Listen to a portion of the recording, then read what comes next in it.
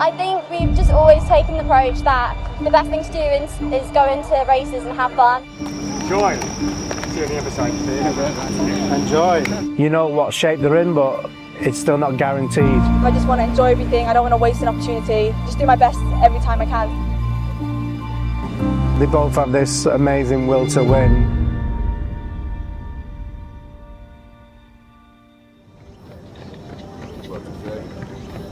How is it managing this too? Yeah, it can be fun sometimes. Give it a go, Trev. Camera's on, so I said do the hair switch, so she did it. Both very different. They're both quite sassy though. That's where they do come together and link up. And I said blonde. I'm quite often getting scolded by them for different reasons. Ben. And Keely, obviously, punctuality is always an issue.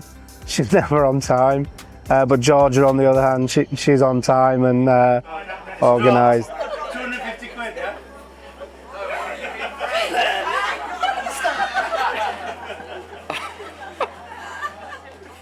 They're very different but very same. Complex characters, but they both have this amazing will to win when it comes to training and racing.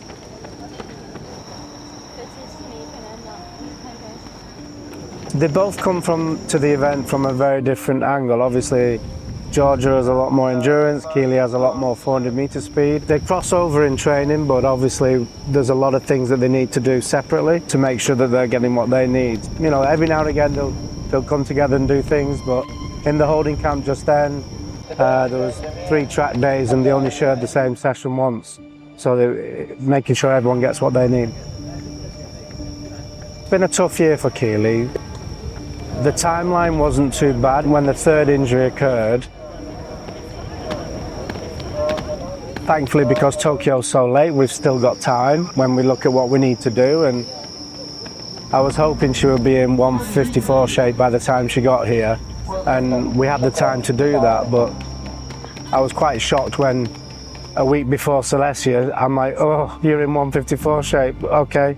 We've done it early, so it's come good in the end, but it was quite difficult at times. There's a lot of soul searching and a lot of tears and things when it's not quite going your way, but that's athletics. Everyone goes through it. There's always problems and pressure, and you've got to put a plan together that works and hopefully get the timing right. It's a lot of pride really when you've worked so hard for something, and she said herself, if she can win the gold here, it'll be more fulfilling than the Olympics last year. Enjoy. Yeah, Keely's back. We're ready.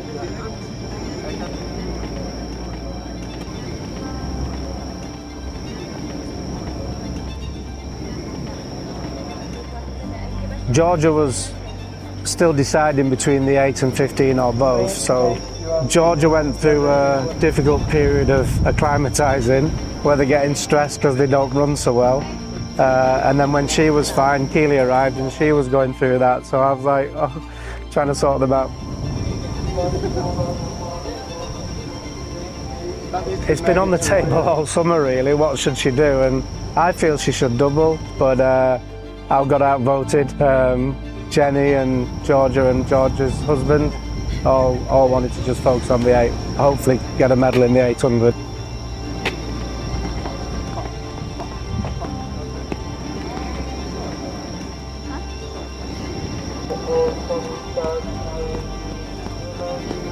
my nails like reflective.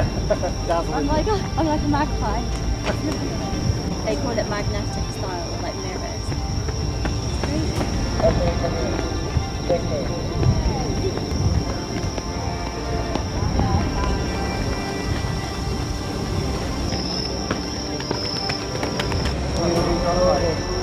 Yeah. 5 minutes. One more. Shoes off.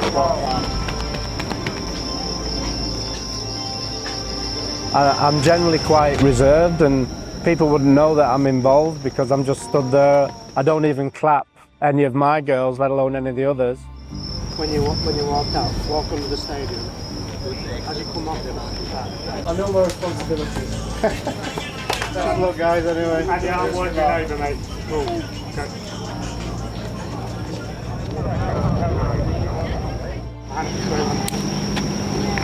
Where's your back? I've got a No, I'll just shit this off, all good. Sorry, thank you so much. Alright, see you guys. Enjoy. Great. What mate? Cheers. Thanks, Trev. I just kind of sit back and let it happen because you know what shape they're in, but it's still not guaranteed.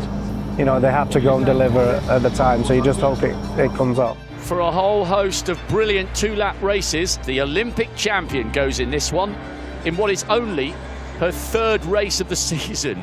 Keely Hodgkinson looking to upgrade 2 world silvers to a gold. On paper, the favourite, but that was some doing. 376 days without a race, and she ran 1:54.7 in Silesia. And Keely Hodgkinson looked like she had that in control right from the start.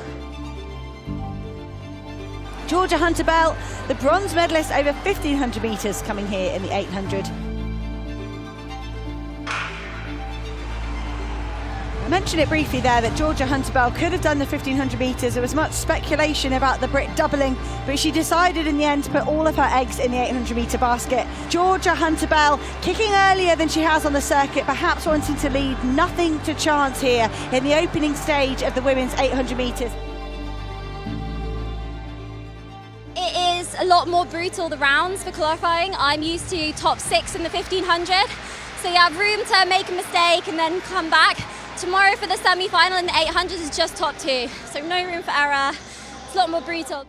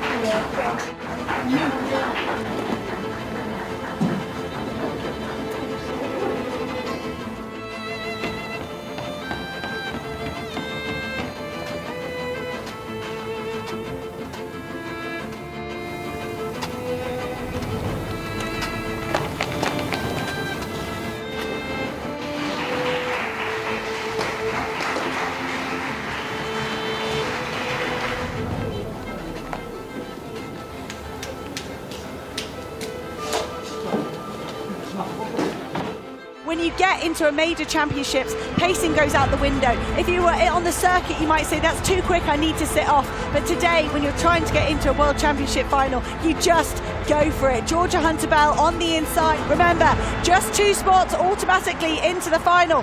Mary Morar trying to hold the lead. Hunter-Bell looking for space on the inside. These 2 athletes pulling away from those around them. Hunter-Bell, I think she would have made a few people pretty nervous there.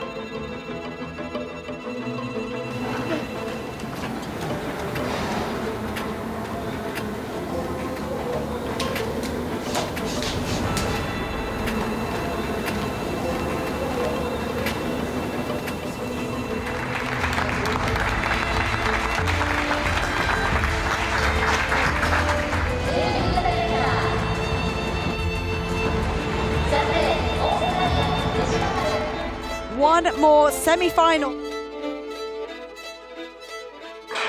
Hodgkinson, the Olympic champion, she doesn't really like to run any faster than she has to through the rounds. We saw her controlling the first round. She was in one of the very first heats in the opening stages. Well, the problem is the second semi-final was so fast, they know it's got to be absolutely eyeballs out if they don't finish in the top 2. That is savage running. 58 through the first lap. That is the fastest lap time we've seen in these 3 semi-finals. Keely Hodgkinson at the front at the moment. Keely Hodgkinson using the screen here. She's going to have to keep going all the way to the line. Bourgoin just running out of legs in the closing stages. What a final that's going to be. What a final. I think we've just always taken the approach that the best thing to do is go into races and have fun. There was a period of time where I didn't know if I would be able to make it back for this season. So now that we have, I just want to enjoy everything. I don't want to waste an opportunity. yeah, just do my best every time I can. I think some people may have thought I was a bit delusional to do that, but sometimes you need to be a bit delusional.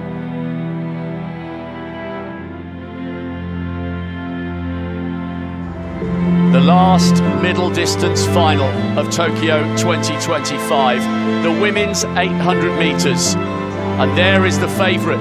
Twice she's finished second. Is it finally to be gold for Hodgkinson?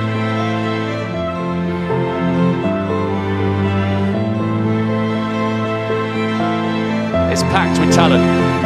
Georgia Hunter-Bell broke the British national record en route to Olympic bronze over the 15. She's been brilliant over the 8 and is coming down in distance to try and ensure there are 2 Brits on the podium.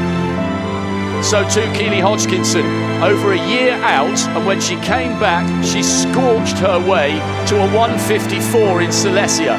If she repeats that tonight, the championship record will go. Global stage, global audience, huge prize, huge pressure. This is quite some race.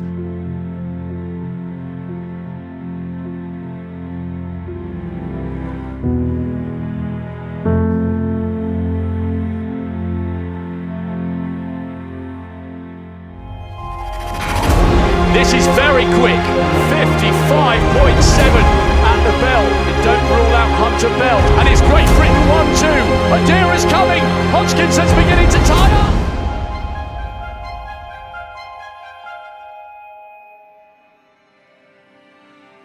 Two medals for M11, guys. 2 medals here. So yeah, we've got to be really happy with that. We set out to make the podium. We didn't know what colour it would be or which way around, and 0.01 between us is crazy. So I train with the best in the world, and we are some of the best in the world, and that's amazing. We are obviously very lucky that we get to train together. I think some people might not like it, but for us it's like, that's how we get to be the fastest in the world, by always pushing each other. You never want to be alone in training, you never want to be the best in the group. Like, you need people better than you pulling you forward. So we've had a whole couple of years of that, and that's why we're at the stage that we are. It's great both on and off the track. I went out there, gave my best. I think on reflection, if you had told me back in June you were going to run 2 154s, you're going to get a bronze medal, I'd have been like, I'll take it. So proud of her. She's been so patient, been working so hard, just had lots of setbacks this year. And honestly, this year I've just learned how strong I am. It doesn't matter what happens. I worked my absolute arse off to be here, and at some point I didn't think I was going to be. So I think I can take a lot of pride in that, and shows how strong I am in the team that I have around me. I literally work with the best people in the world who have got me here, who've kept me stable, kept me mentally strong. So yeah, I'm grateful for that, and we'll look back and yeah, we'll see what we can do in the future to get that gold. I was in tech sales for 7 years, so selling cybersecurity software. You know, it didn't start with we're going back to go to the Olympics. It started small, just going back to training at the club, then doing park runs, then maybe I'll just enter my first track race in a 5K and see, and then it just progressed and progressed and progressed over years, and then yeah, obviously now here we are. Well, lots of years of training around the full-time job, funding myself to get on planes, to go to races, all that hard stuff that people don't see. So yeah, I'm just happy it's all come together, and it doesn't always have to be the same path that everyone else takes. There's a lot of moments in the group where you can take inspiration. You know, Keely's been one of the best fans of the rest of the group this year. Everyone's been performing well. She's the first one to congratulate them and things like that. So I think everyone's pushing each other on to new limits.